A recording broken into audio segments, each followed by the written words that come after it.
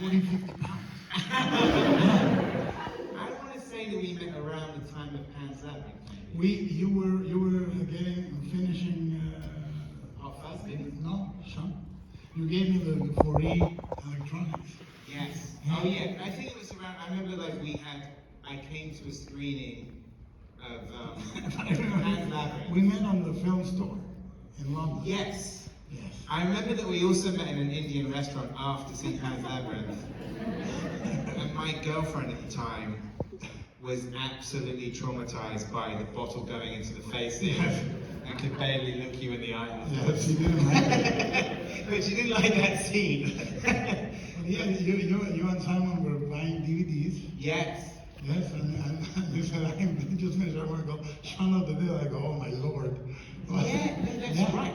That's absolutely right. And you said it's a zombie comedy, and we stayed in touch, and I saw it early on. And then also the other thing I remember is that I came and visited you when you were editing Hellboy 2 in London. Right, And you put me in touch with Brad Allen, was the stunt coordinator, sadly no longer with us.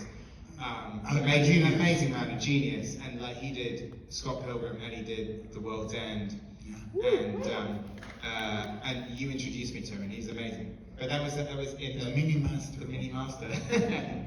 But that was in the wake of I remember coming into the edit of Hellboy 2 and you showing me an action scene in the cabin. Yes. But the thing is, what I've seen, which is a privilege and a joy, I've seen the evolution of your style, and I've seen you now, try so many different things. I mean, the thing is that we are a person, and we have many interests, and unfortunately we reveal them film by film. So each time we make a movie, we reveal a part of our personality that nobody had seen before, right? I remember one of the reviews for Pan's Labyrinth on the way to Cannes. They said, Cannes is now admitting movies from the guy that directed Blade 2. So each movie by movie we reveal. I think this is a really beautiful movie that exists better now, after the campaigns and after them selling the movie they want to sell. It's the movie that you wanted to make. Yeah, it is a thing where, in doing this movie, and also I talked a little bit in the intro about being a Stephen King fan, but I also wanted to be it's a kind of privilege to do a Stephen King adaptation for me. Yes. And also in this genre, I've loved this genre, and in a way, it's funny because like I said in the intro, it's not a remake of the 1987 film, but the Schwarzenegger film that I do love from that period or later would be obviously Paul Verhoeven's work, and Total Recall. I think is fantastic. And, I love his trilogy. I mean, there's an obvious influence on this in terms of his trilogy of sci-fi satires of Robocop. And the way it's very critical and more than with media. Yeah, absolutely. And I think it's an interesting thing. I don't know if there's anything in the fact of neither of us.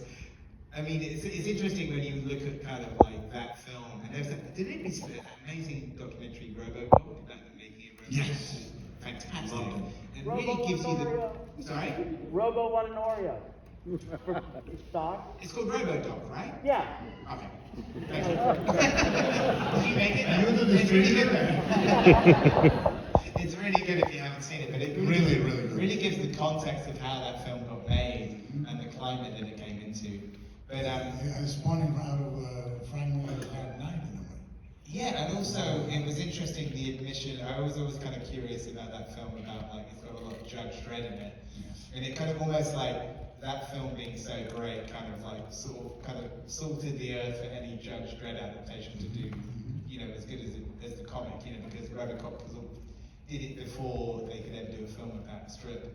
But I think with this is there's so many things I love that the idea of a future dystopia being a playground in a way. I mean, the other ones that I know you love as well would be obviously John Carpenter and Escape from New York, and just the idea of sort of the premise of this was that the book was published in 1982, Mm-hmm. and as as I discovered, like in the press tour, I didn't know this before, that he'd actually written it in 1973. So it actually existed 9 years before it was published. But I like the idea of just doing this retro-futuristic thing of like, well, what if this was like, when the book comes out, it's Stephen King, as you probably, I didn't mention this in the intro, but maybe some of you know that the book is set in 2025, which he just plucked out of the air. And I remember asking Steve, and I said, why 2025? And he said, the number sounded cool and it was a long way off. And if you haven't seen the cover of the book from 1982, the log line on the cover of the book from 1982 says, welcome to the year 2025, where the best men don't run for president, they run for their lives. Well, they are terrible, right? They were two on the nose. I wonder why Paramount didn't go with that. two on the nose. But I thought, like, well, what if you did in the retro-futuristic thing, and me and Michael McCall, who co-wrote Scott Pilgrim, like, so worked on the adaptation thing, well, rather than jettison all of the analog stuff from the book, what if we kept that, and what if we did a retro-futuristic thing, where it's like Stephen King's idea of 2025, where some things he got right, and some things, the idea that some analog technology is stuck around. And ironically, because we all know we talk about physical media coming back, is like, analog technology has not gone away. If anything, in every single format. I mean, It stays.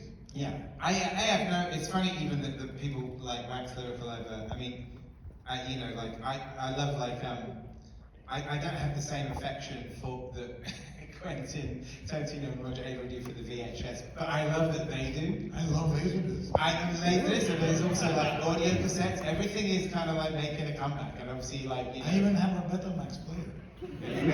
For one tape. Which one?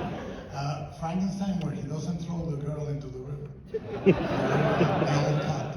And is that on Betamax only? Yeah, well, it's one I have, and somebody edited it for me in digital. I don't like it. I like my bed. But let's. I'll ask you a couple of the junket questions. Yeah.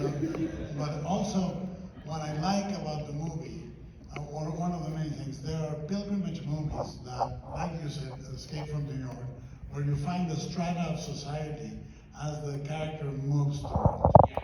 Is there sort of the Canterbury Tales, futuristic chase movies, but It's like a Pilgrim's Progress. it is. Yeah. You go through the transit that the character goes and discover the layers of madness through it, and we'll talk about it in a minute. But the other thing it does, filmmaker to filmmaker, it makes your schedule an absolute nightmare. Yeah. Because you don't repeat locations. You know, the toughest thing about making it, and I should preface this by saying, like, the crew are fucking amazing, the cast are fucking amazing. When, like, you couldn't ask, also in Glenn Carter, you couldn't ask for somebody that's in every scene and works harder than if I'd have had anybody that was even 25% more of a diva, you just wouldn't have made it through the schedule. And the toughest thing about the movie by far, aside from kind of having to hit a release date, by the way, this time last year we were still filming. I was still in Bulgaria making the movie this time last year. We didn't finish until April and it came out in November, so that was tough. But the toughest thing was just like, to do like a road movie, and then also to do all of the other TV shows, and actually So every piece of footage you have to shoot. yeah, we had to shoot everything. And even actually before we start, we maybe did 3 or 4 days before we did the official start day, we were doing a lot of the TV stuff. And if you have the Blu-ray that you maybe some of you bought earlier, we put tons of that stuff on there because there's like that Americano's reality show that you see for like 30 seconds. There's like 20 minutes of that. And obviously when you get like Kat Cohen and Debbie Mazar and Emma City, like master improvisers, they just fucking go off. And so I'm actually post something up on Instagram tomorrow to promote it. It's like, it's amazing. But aside from it, like at the end of it, Marcus Rogan, my amazing production designer, he said at the end of the shoot, he said, do you know that during the shoot there were like 160 different locations and sets? Because like and sometimes you know this. And how many days? Well, I mean, it was the sort of second longest shoot that I've done. Stockholm was the longest. This was the second longest. It was originally supposed to be 80 days, and then we actually had. Well, maybe we'll talk about this later. There was like we had something that put us back a couple of weeks. So it ended up being kind of close to sort of 90.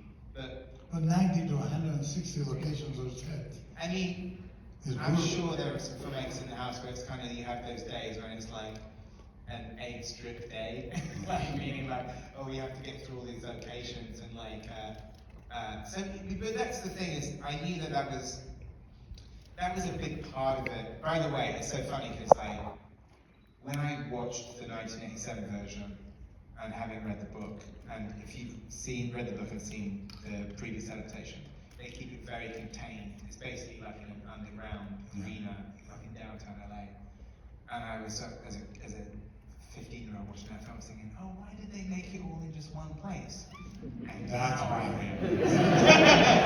I'm thinking, okay, so you guys were smart and sensible. And in doing the road movie thing, it's like, this is like, to shoot that stuff, and these are high-class props to have, because it's great to make movies, but it is like being a traveling circus where you're on a different location every single day, sometimes 3 times a day. Complete company move. Company move, like, and so hopefully the end result of it is it feels like Ben Richards as a character goes on like, his Sullivan's Travels, and he's kind of like sort of going on a proper pilgrimage, but to shoot all that stuff is like properly exhausting, as you might imagine. And it's like, and we mostly shot in the UK, like London, and then a bit of Glasgow for some of the night shoot stuff, and then at the end of the shoot, Glasgow in the winter.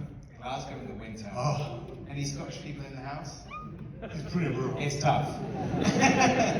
It's probably the cold. I felt like it was the, like, sort of, I felt like I lost circulation in my legs. And you're English. I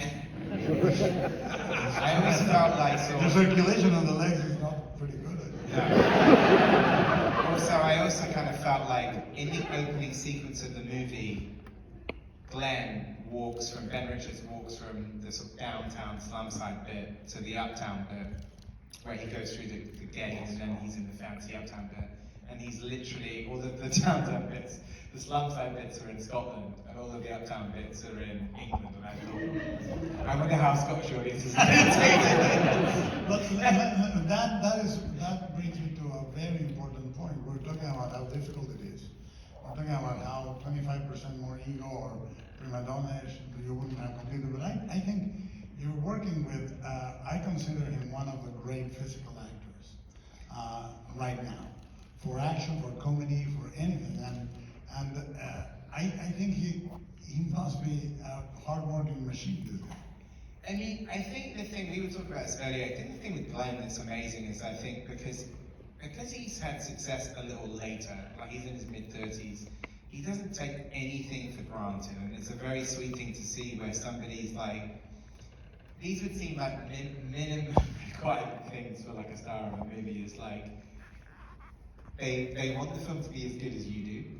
They're there to work, and like they're on time, and like and like he was just like kind of like. These are sadly rare.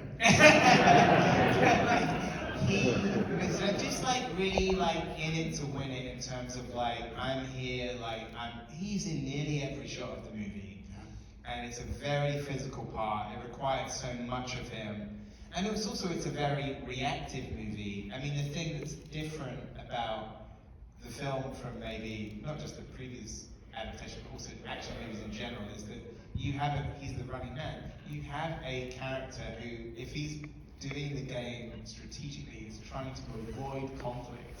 For like until the third act of the film, he doesn't really he only kind of lands a punch on somebody if they're trying to physically attack him. He's running away. So actually that whole sequence in the YVA in Boston, in the kind of the halfway house, it's sort of like he's almost like a human pinata in terms of just going from one thing to another, of just like trying his best to avoid conflict, and and so just working with him was really, really great in terms of, I think, and that was also, it's funny, I said in the intro that when we had our call with Arnold Schwarzenegger, we were watching The Getaway, and the reason I showed it to him was just like, Steve McQueen obviously was like the king of like reactive action acting. Like obviously in The Getaway and several other movies, he says very little, but he really like commands the screen. And The Getaway is a great example of that. And as action road movie as well. Like that's the sort of movie where they kind of traverse many states. But I just think he did an amazing job, and it was something where part of the reason I wanted to cast him is because I already feel he had that kind of like everyman quality of like. You know, he also plays the angriest man in the world. Really good. But it's fun also to kind of like, Glenn is such a nice person in reality, for real, and I think it's genuine. That I actually said to him when I cast him, I said, I need bad mood Glenn.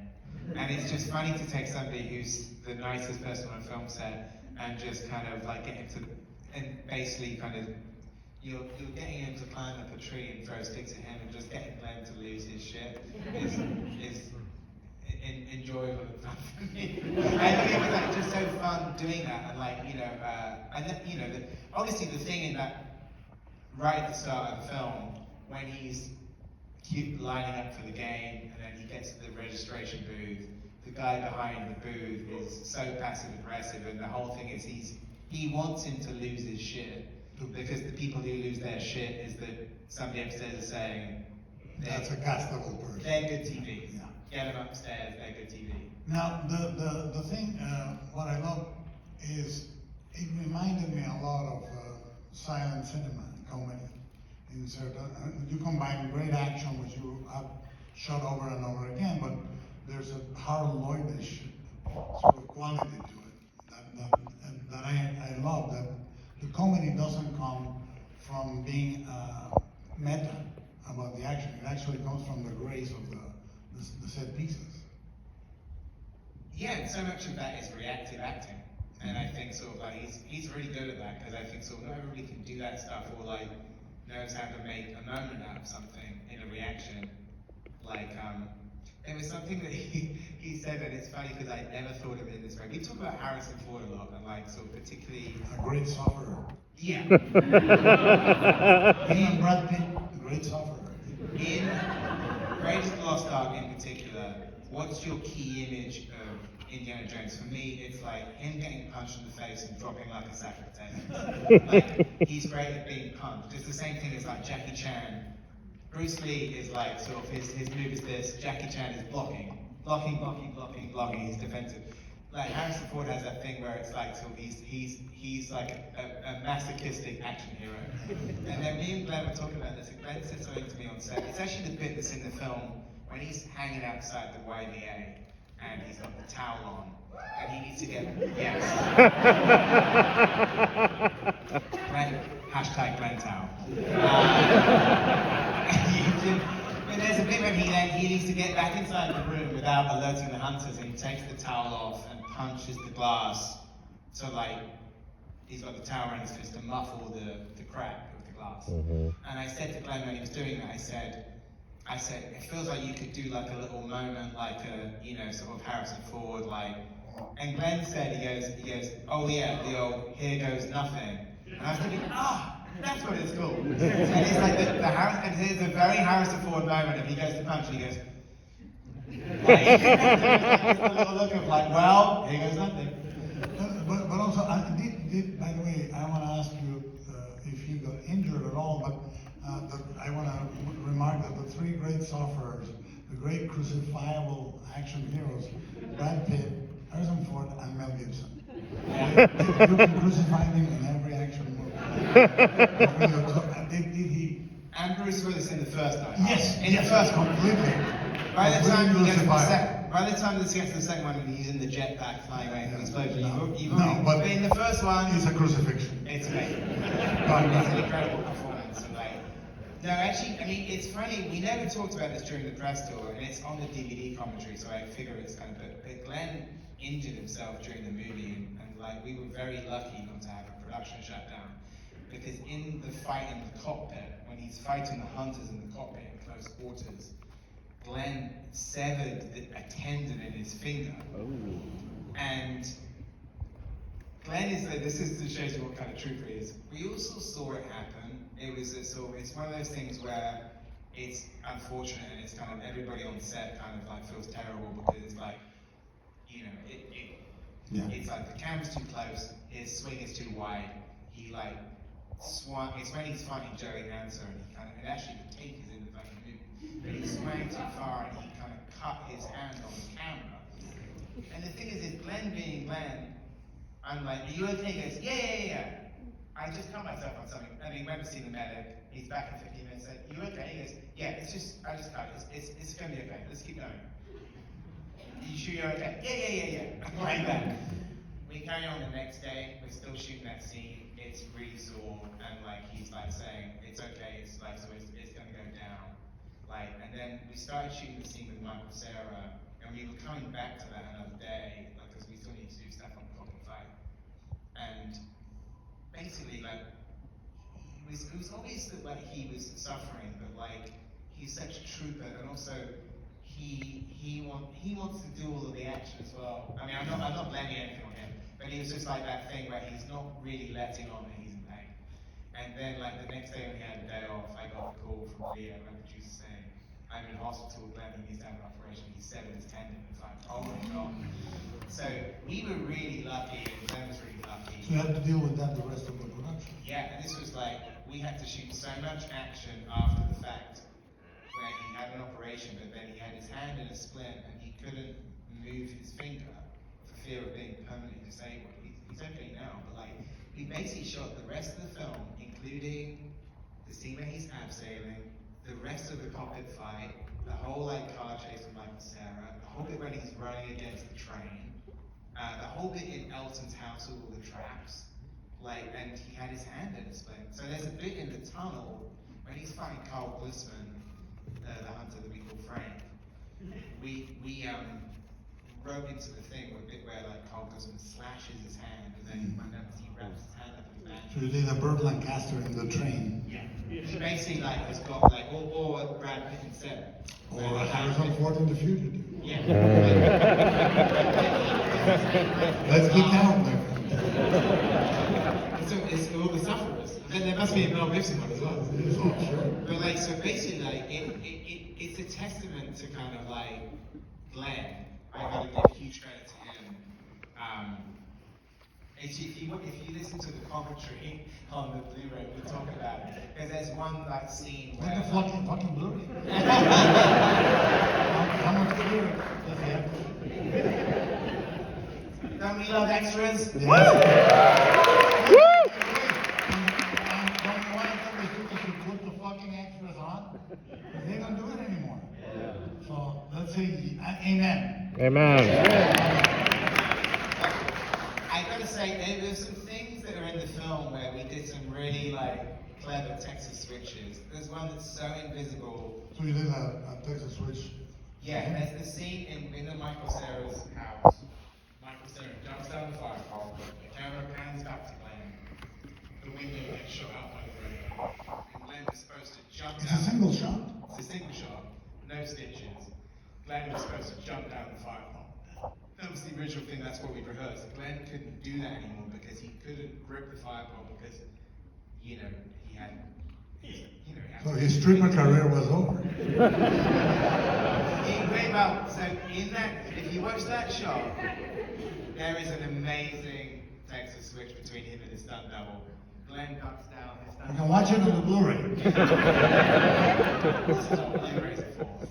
And actually then Glenn does the second part of it. He lands on the fire pole because he could basically grab himself. So that is a trick you wanted to do.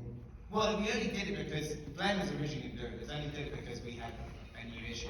I got to say, like, we were very lucky that it wasn't worse. And we're very lucky that nothing worse happened. But it is a real testament to, like, the stunt team and the doctor, but also just Glenn in terms of, like, the person who was most frustrated about it was Glenn because he's like, I trained so hard, like, I got myself in shape, I want to do as much action as I can. Like, he just, like, it was amazing seeing somebody kind of like persevere through that, and it's a testament to him. It's just like amazing that he kind of like, so given all of that, we were very lucky that something kind of like, and also just that we didn't get shut down or anything. So it's just like to deal with all of that on top of everything else was kind of crazy. But it was like he was amazing, and like so hats off to him and all of the team for kind of figuring our way through it.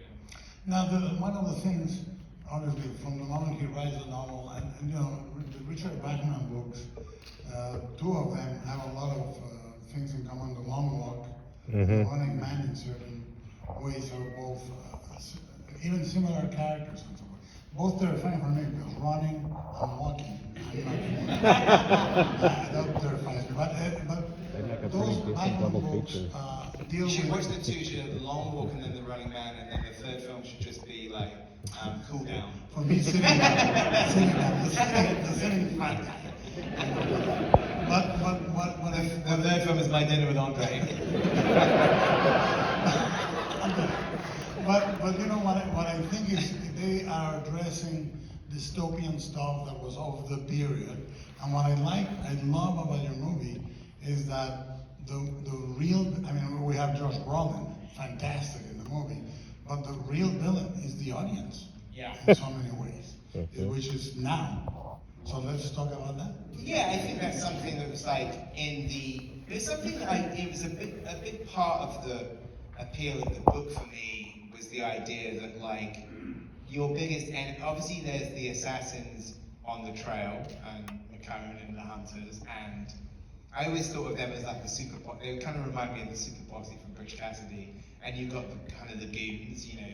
But the biggest enemy is the public, and the idea that like, you know, I like the guy, you know, Alex, who plays the sort of the guy outside the Chinese restaurant, Yes. who's like the sort of, is like the creepiest thing because at first he kind of like powers up to him, like sort of, but he obviously knows who he is right from the jump, and he's waiting for the moment to pounce.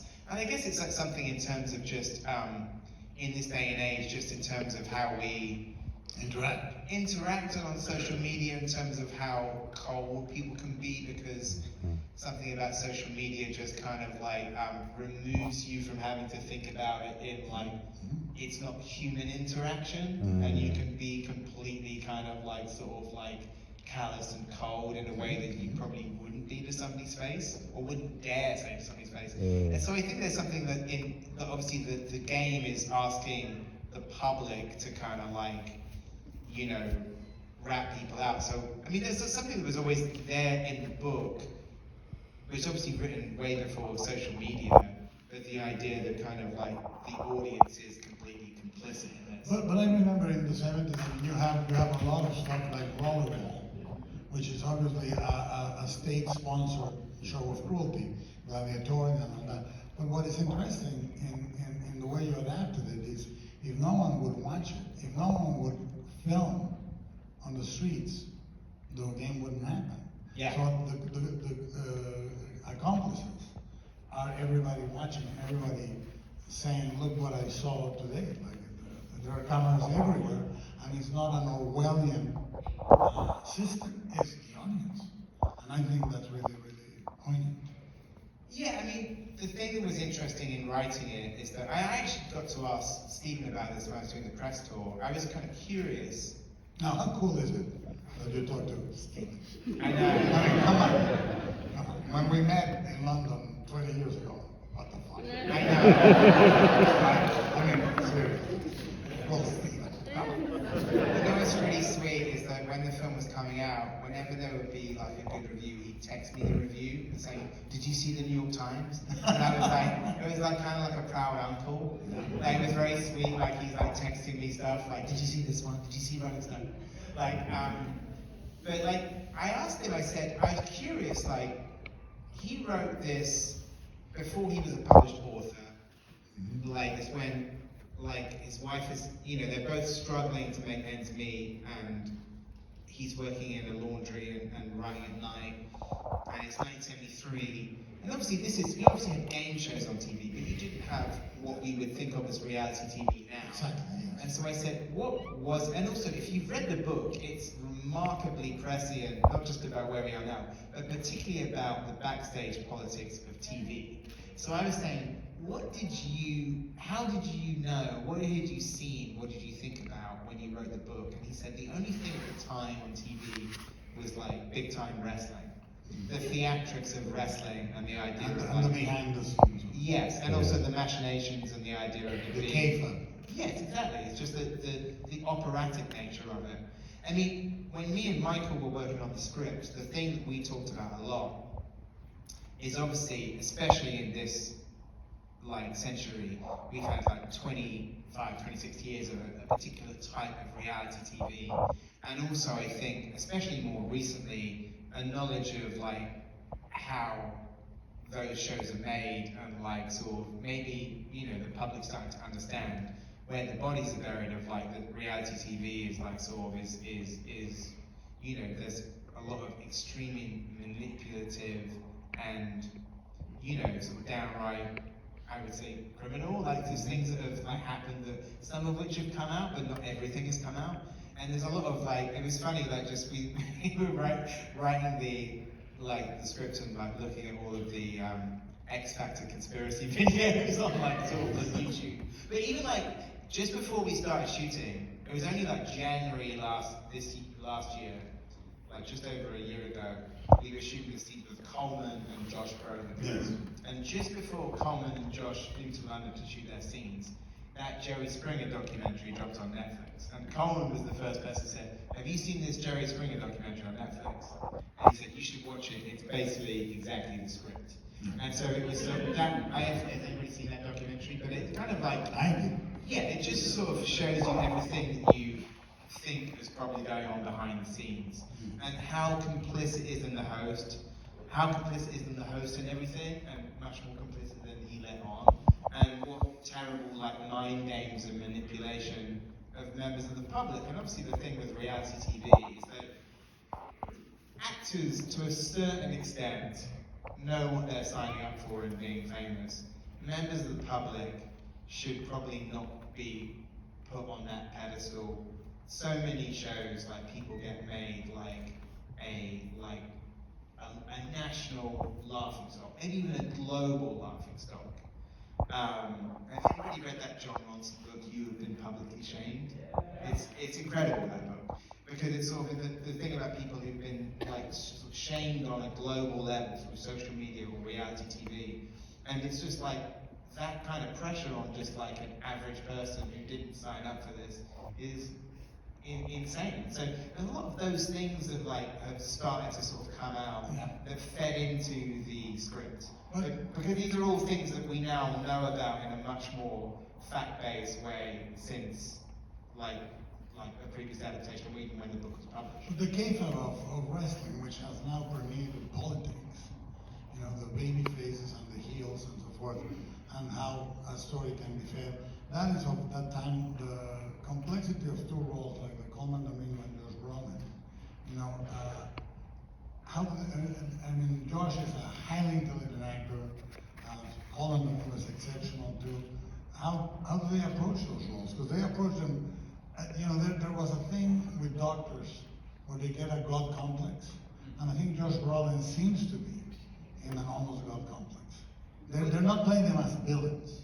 No, and it was a big part of talking to Josh about it. The thing that's like, I think, fun about that part is that he's not like twirling his moustache or like wearing a monocle. He sort of approaches the whole thing about like, this is good TV and you should be happy about this. Like, and why are you not happy? Why are you not happy? Why are you scared of making money? What's wrong with you?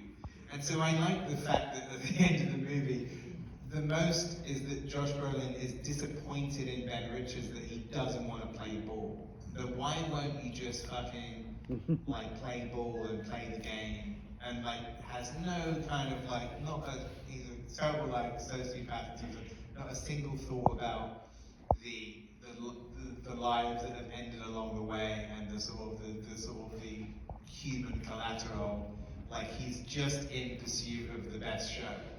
And then Coleman is slightly different in a way. Like we wanted actually to Coleman to sort of in the final scene, and we actually shot a little bit of extra to kind of like hit it harder, like that he can see in the tea leaves that it's over. That he can see when the audience is chanting for Ben is like sort of like he says it's his show now. Like I'm out of here. It's his show. We've lost. You know, sort of like.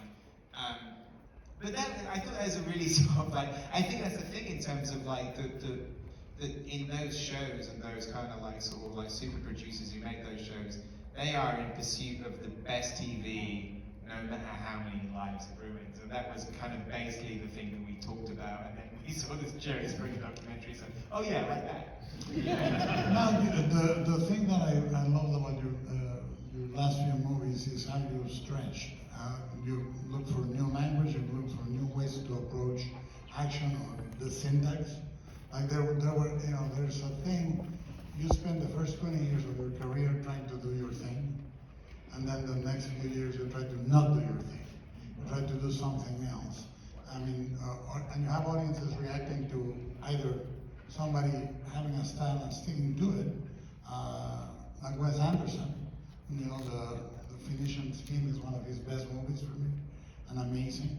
But people can say, oh, they think in the AI version of what they think that style is. Yeah. And it is, and you have stretched with Soho and this very, very much into new things as a storyteller.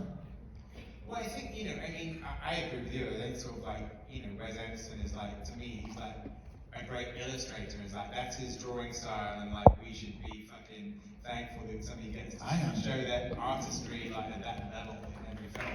And it's when you leave behind that filmography, it's just exceptional. And like, I think maybe, I feel like the thing, and I'm very grateful to have had the opportunity to try different things, because there is a thing where you kind of like, like for me it's like sort of like, you're always looking for sort of like something you haven't quite done before. Yes. Or also just kind of that putting limitations on yourself which kind of like stretch you. Like in this, more than any of the other films, is like one of the things I really loved about the book, it was entirely from Ben Richards' point of view, which made it very intense. But it really focuses how you shoot it. Because you can't cut back to the baddies. You don't cut back to any of the other films in this ilk, even the 1987 version or Hunger Games, like they'll go, or Squid Game even, they'll go back to what's happening in the studio, what's happening backstage, what's Richard Dawson up to, like, so it's like, let's stay with Ben Richards and like the pressure cooker of like, you don't have any information as a viewer that he doesn't have. And as such, that kind of something, it kind of like, having those limitations in the storytelling kind of forces you to do things that you wouldn't normally do. And I like that challenge, and I feel very grateful to kind of, to be able to do that. and it's for me, it's also just always about, I know you're the same as, you have to sort of do a movie, the day that you're complacent about something and thinking, I know how to do this, is the day that you go. You should be scared, yes. Yeah, the flip side, you've got to be scared of something when you start, and you've got to enter into something like saying, this is really ambitious, I don't quite know like how I'm going to do it. Yeah, and that is the thing that kind of keeps you alive. Mm-hmm. I think the sort of like, the day that you finish a shoot day early, or you say like, oh no, I know how to do this, it's like, that's That's a scary day. Wrap it up. Now, Stephen King being the second author more adapted in the history of pictures rather than Shakespeare. Let's talk a little bit about which adaptations you like that other people may not like. Let's geek out a little bit. Well, I did this thing. Any movie that you think people haven't seen that they should see or read, evaluate, or adaptation. I mean, I feel like it's funny, like, I mean, my favorite Stephen King adaptation still, it seems kind of like something you choose to say because it was the first one, first book, first film I mentioned about it. Carrie is still my favorite Stephen King film. But, of course, there are so many other great ones, and like, listen, the very sadly recently departed Rob Wright did two of the best ones. In Stand By Me and Misery, both two very different films, two incredible adaptations. And then, obviously, the big kind of like sort of daddy is, which Stephen King doesn't like as much, but The Shining is, in some people's estimation, the best horror film of all time. But then you got like Toby Hooper's TV movie version of Salem's Lot. Incredible. About 6 moments that are anthological. Incredible. And can I throw them for Christine? Yes. Yes. And it's also different adaptation because in the book is about the spirit of the guy that had the car and all that, and this is all about sexual tension. Sexual tension between the two leads, between the two leads and the girl, between the girl and the car. God damn it. It's such an interesting movie to see. And I'm surprised most people disown it, that have anything to do with it. And Keith Gordon. Yeah. God damn it, he was such an interesting actor. I watched that again recently. It's always that thing, I think, to sort of like, it's funny because, I think that film was great as well. I mean, the other big one that sort of weirdly, because the director has done so many other great films, I think people kind of sleep on The Dead Zone as well. That's a fucking great movie. One of Cronenberg's best, and like sort of, again, an extremely prescient film. But also I think what's amazing is that like the films have covered so many different genres, and and then obviously like Frank Darabont in Shawshank, and also The Mist as well, like sort of like Good Mile. I mean I think it's just it's really I mean it is, I see it as a real privilege to do an adaptation of one of his books, and like he's it's just such amazing. I think the thing that's really interesting about him, I think, and what as a novelist, and then when the adaptations are done right, is that it's about grounding it is the important thing. That was my question. Like adapting a book is such, it's such an act of sort of alchemy. Yeah. It's not direct translation. So were you daunted at all? Yeah, absolutely. In the sense of, I know that like, yes, because I think that the book is really great, but it's also sort of famously bleak, and it was finding, like I said in the intro, is that for various reasons we didn't want to. Real life parallels, didn't want to do the ending of the book, but wanted to, instead of ending in kind of like, rather than ending in sort of this sort of nihilistic fire, like start having the spark of the revolution instead. I honestly, it's so funny, the end credits and all of the anti-authoritarian burnout thing, I honestly thought at some point somebody was going to say to me, you can't put that out. And they never did, and I was always like amazed. I was thinking, oh, it really like... It's a great moment with Josh Brolin at the end. Yeah. And that's a really good moment. Well, it's funny, like, sort of, I was saying this is something that doesn't usually happen is like, one thing that happened in additional filming was that I would say that the original ending of the film, which was exactly like that, where, like Killian is on the other end of the gun. The original ending sort of ended with like the gun at his head and him giving that little smile. And maybe it says something about the times that the test audience who loved that movie said, we really want to see him die. And then they were like, sort of like, we want it to be less ambiguous. We want to know that he's dead. So the one thing that we changed... The public, again. Yeah, so the thing that we changed, I kind of thought like sort of, I didn't want to end, I thought like sort of like, we'll end with Glenn pulling the trigger. I sort of changed it to what I call do you like the ending, do you remember the ending of Alan Parker's Birdie? Of course. Like, I love the timing of that ending, and I think the thing that it kind of became as we shot it, the idea of doing the countdown, and then having the little pause, 5, 4, 3, 2, 1, and there's a little pause, and then Rowan gives that little like, hey, thinking he might be off the hook, and then bang, But it was interesting, and I think maybe it speaks to kind of like how people are feeling at the moment, that they wanted less ambiguity over whether the CEO dies or not. not at this very moment. Well, I see some moment on my peripheral vision, and 50% I don't give a fuck. 50% they got a rat. So buy the goddamn Blu-ray and see The Long Walk.